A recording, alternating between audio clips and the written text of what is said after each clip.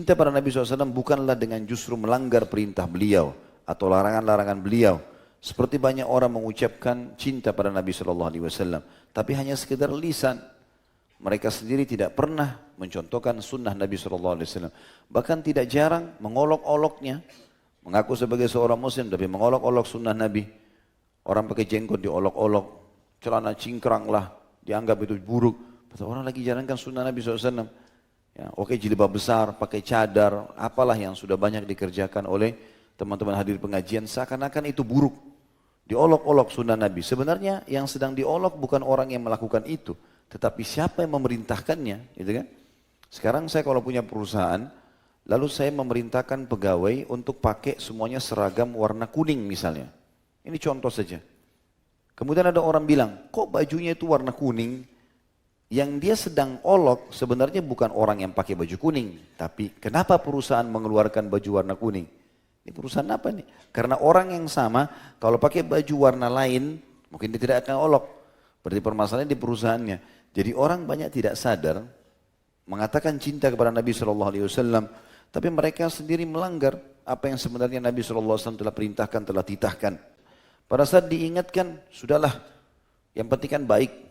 Nah, ini garis keras, ini Wahabi, selalu kalimat Wahabi ini dilempar. Jadi seakan-akan majlis ilmu yang menjelaskan sunnah Nabi SAW membela beliau, nah ini garis keras nih, ini Wahabi, ciri-cirinya berjenggot, celananya jingkrang, jilbabnya besar. Selalu larinya kepada olok-olok masalah sunnah Nabi SAW yang diamalkan. Gimana ini? Gitu kan? Dan banyak orang yang tidak faham, mereka akhirnya ikut-ikutan dengan masalah itu. Makin diolok-olok, makin ikut-ikutan. Padahal sebenarnya bukan orang yang sedang mengamalkan diolok-olok, tapi sebenarnya sedang mengolok-olok sunnah Nabi SAW.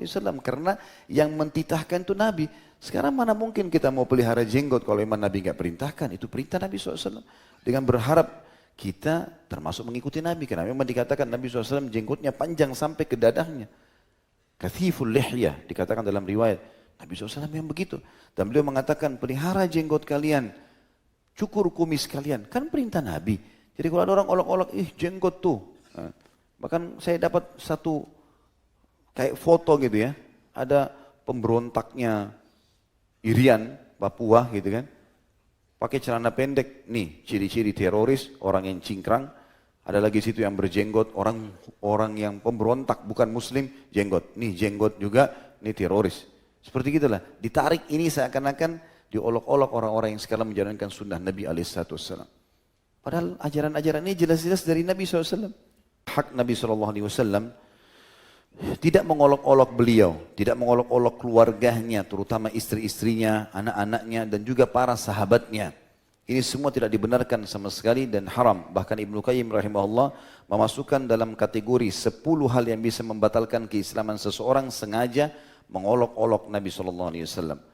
Mengolok-olok ini apa saja yang berhubungan dengan Nabi. Dia niatnya mengolok Nabi, mengolok ajarannya, mengolok istri-istri Nabi dan seterusnya. Apalagi sampai memvonis mereka kafir, maka tidak diragukan lagi hadis Nabi SAW. Siapa yang memvonis seseorang muslim kafir, maka akan kembali kepada orang yang diucapkan kalau itu benar, kalau tidak kembali kepada pengucapnya.